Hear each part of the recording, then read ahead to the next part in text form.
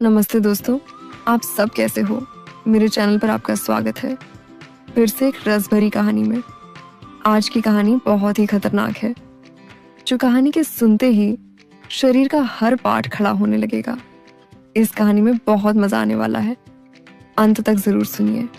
मैंने अपनी ड्रॉर से जिस्मानी ताकत वाली गोली निकाली, जो कभी कभार मेरे पति लेते थे। मेरे पति का नाम विवेक था। मेरे पति जब भी ये पावर वाली दवा खाते थे, रात में मेरी हालत बहुत खराब कर देते थे। उनका सुई इतना बड़ा था कि अंदर जाते ही मैं पसीने से तर हो जाती थी। एक दिन क्या हुआ, मैं किचन में चली गई। मैंने हल्दी बादाम वाला दूध बॉईल किया और उसमें एक गोली डाल दी, ताकि विवेक को थोड़ी ताकत मिल सके। ऐसा करते करते रात के 10 बज चुके थे। फिर मैंने जल्दी से दूध का गिलास लिया और विवेक के कमरे में चली गई। विवेक बड़े ध्यान से मेरा इंतजार कर रहे थे। जैसे ही मैं अंदर आई, विवेक खड़े हो गए और मुझे देखने लगे। जब वह कुछ नहीं बोला तो मैंने ही पूछ लिया, ऐसे क्या देख रहे हो? बताओ, मैं कैसी लग रही हूँ? विवेक ने संकोच में कहा, आज मन तो ऐसा कर रहा है कि आपको अभी खा जाऊं। मैंने हंसते हुए उसे दूध का गिलास पकड़ा दिया और कहा, मुझे खाने की जरूरत नहीं है, बस तुम इसे पी लो। विवेक ने जल्दी से गिलास पकड़ा और एक सांस में दूध पी गया। दूध पीते ही कुछ देर बाद उसने मेरी बाहें पकड़ ली और अपने तरफ जोर से खींचा।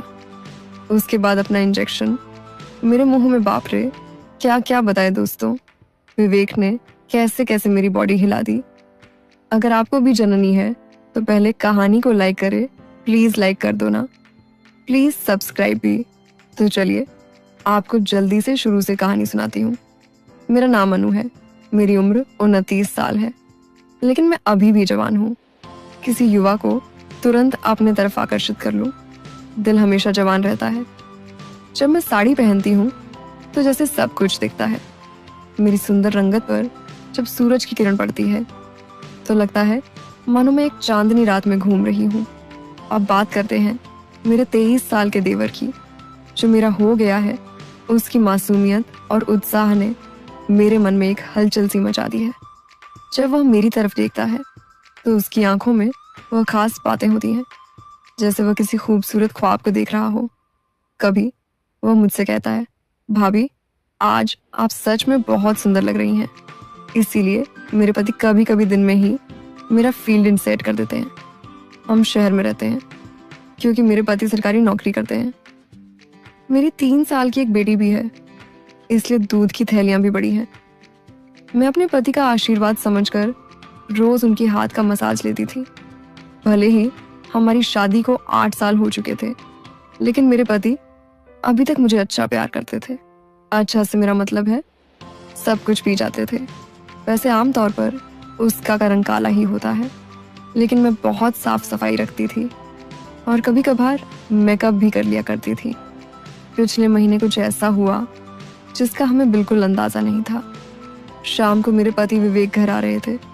उनके किसी दोस्त की बर्थडे पार्टी थी, इसीलिए दोस्तों ने उन्हें थोड़ी पिला दी थी और वह बाइक से घर लौट रहे थे। आते वक्त उनका एक्सीडेंट हो गया। इस हादसे में उनके एक पैर में फ्रैक्चर हो गया और डॉक्टर ने कहा कि सही होने में कम से कम 6 से 7 महीने लगेंगे। ये सुनकर मेरा मन टूट गया। विवेक का दर्द भले ही शारीरिक था, लेकिन मेरे मन में एक गहरी चिंता का सागर उमड़ आया। जब मैंने उन्हें अस्पताल में देखा, उनकी आंखों में दर्द का साया था। मैंने तुरंत उनके पास जाकर उनका हाथ थाम लिया। इसी वजह से मेरी ननद और मेरा देवर उन्हें संभालने के लिए आए थे। मेरे जीजा जी और दीदी तो वापस चले गए, लेकिन विवेक ने देवर जी को यहाँ रुकने के लिए कह दिया, क्योंकि वह ठीक से खड़े भी नहीं हो पा रहे थे। मुझे ही बाजार से सामान लाने और बाहर के काम करने पड़ते थे। वे मान गया और बहुत खुश हो गया। देवर जी मेरे कान तक ही आते थे। शरीर भी ठीक ठाक था और रंग भी सामान्य था। वह ज्यादा बिगड़े किस्म का लड़का नहीं लग रहा था और मैं भी खुश थी कि कोई तो आया जो मेरी मदद कर सके। आज वह मुझसे थोड़ा थोड़ा शर्मा रहा था, क्योंकि वह शादी के बाद वह पहली बार मेरे साथ था। रात को जब मैं विवेक को खाना खिला रही थी तब मेरा देवर भी हमारे पास बैठा था और फिर अपने कमरे में जाकर समय पर सो गया था। विवेक के चेहरे पर थोड़ी राहत थी, लेकिन वह अभी भी दर्द में था। तभी मेरी अंदर की भावनाएं बाहर निकल पड़ी। मैंने विवेक के पास बैठकर कहा, वह भी क्या दिन थे जब आप रोजाना मेरा मालिश करते और इंजेक्शन को अंदर डाला करते थे। विवेक ये सुनकर मुस्कुराने लगे। क्या हो गया मेरी रानी, आज तो पूरी मजे में लग रही हो। मैंने कहा, नहीं जी, आपको तो मजाक लग रहा है और इधर मेरी बुरी हालत हो रखा है। सच बताओ तो इसने मेरा बुरा हाल कर दिया है। मेरे पति बोले, मैं तुम्हारा दर्द समझता हूँ अनु, मेरा भी बहुत मन करता है, लेकिन क्या करूँ, मैं तो ठीक से खड़ा भी नहीं हो सकता। बस थोड़े दिन और निकाल दो, फिर देखना मैं इस तुम्हारे सूद का क्या हाल करता हूँ। तभी मैंने कहा, थोड़े दिन नहीं, पूरे 6 महीने बाकी है प्लास्टर उतरने में, और मेरा तो 1 महीने में ही यह हाल हो गया। पता नहीं आगे के दिन कैसे कटेंगे। मेरे पति मेरी उदासी दूर करने के लिए बोले, चलो वो नहीं तो कम से कम दूध ही पिला दो, डॉक्टर ने भी कहा है। तभी मैंने हंसते हुए कहा, आपके नसीब में तो वह भी नहीं है, क्योंकि आपकी बिटिया रानी ने पी लिया है। हम दोनों जोर जोर से हंसने लगे। मेरे पति मुझे खुश रखने की पूरी कोशिश करते थे, लेकिन मैं क्या करूं, सब बेकार था। थोड़ी देर बाद विवेक सो गया, क्योंकि उनकी दवाइयों में नींद की गोलियां भी थीं, लेकिन मुझे नींद कहाँ आ रही थी। इसीलिए मैं खड़ी होकर देवर जी को देखने चली गई कि वह सोया है या नहीं, लेकिन वह अभी तक जाग रहा था और मोबाइल देख रहा था। मैंने उसके कमरे में जाकर कहा, क्या हुआ अभिषेक, 11 बज चुके हैं और तुम अभी तक नहीं सोए?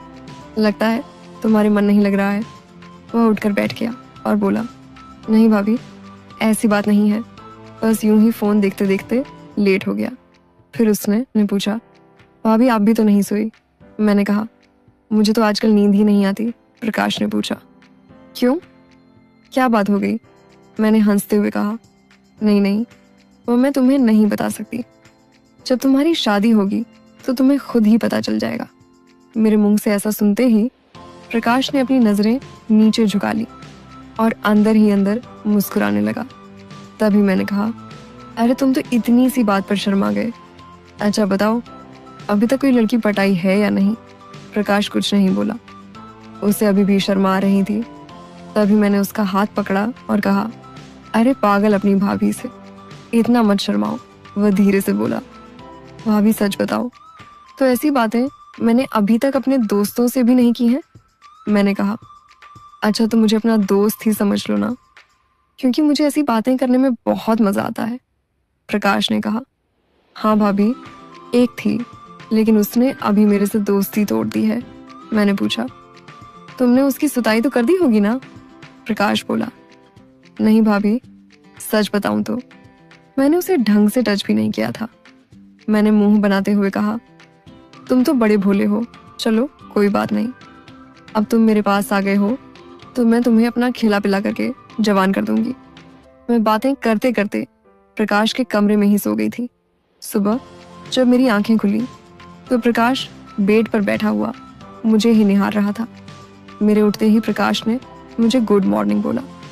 जब मैंने पूछा, क्या देख रहे हो, तो वह बोला, भाभी आप सच में बहुत खूबसूरत हो। मैं मुस्कुराते हुए बोली, अच्छा तो अब तुम सुबह सुबह खूबसूरती का नज़ारा ले रहे हो और रात को तो बड़े शर्मा रहे थे। वह मुस्कुरा करके पूछने लगा, भाभी आप बुरा ना मानो तो एक बात पूछ सकता हूँ? मैंने कहा, अरे पागल, मैं क्यों बुरा मानूंगी, पूछो क्या पूछना है। उसने मुझसे कहने लगा, भाभी सच सच बताना, आप जो 2.5 किलो के वजन अपने पास लिए घूमती हो, आपको भारी नहीं लगता क्या? उसकी अब बात सुनकर मेरी हंसी छूट गई। इसके बाद प्रकाश मुझसे काफी खुल गया था और अब वह मुझसे ज्यादा शर्म नहीं करता था। इससे मैं भी बहुत खुश थी, क्योंकि अब मेरा भी समय अच्छे से कटने लगा था। प्रकाश को आए हुए 15 दिन बीत चुके थे और वह मुझसे काफी घुल मिल गया था। वह बाहर के सारे काम कर देता, बाजार से सामान ले आता और अपने चाचा को भी घुमा देता। मेरी तो बहुत सेवा करने लगा था। शाम को मेरा सर भी दबा देता और कभी कभी मेरे शरीर को भी आराम देता। लेकिन मेरी फरमाइश दिनों दिन बढ़ रही थी और मेरे पति की हालत अब भी वैसी ही थी। अब सब कुछ मेरी बर्दाश्त के बाहर हो चुका था। मैंने सोचा कि अब तो प्रकाश ही है जो मेरी हेल्प कर सकता है। वैसे मेरे पड़ोस में भी 2 लड़के रहते थे जो स्टडी करते थे। वे भी मुझे देखते थे। जब भी मैं छत पर बाल सुखाने या कपड़े सुखाने जाती तो वे मुझे ही देखते। और पहले तो मैंने सोचा कि उनमें से एक को पकड़ लो ताकि कुछ समय के लिए काम चल जाए। लेकिन फिर मैंने सोचा कि मैं इस घर की इज्जत हूँ और कल को पता नहीं इनमें से कौन मुझे या मेरे पति को बदनाम कर दे।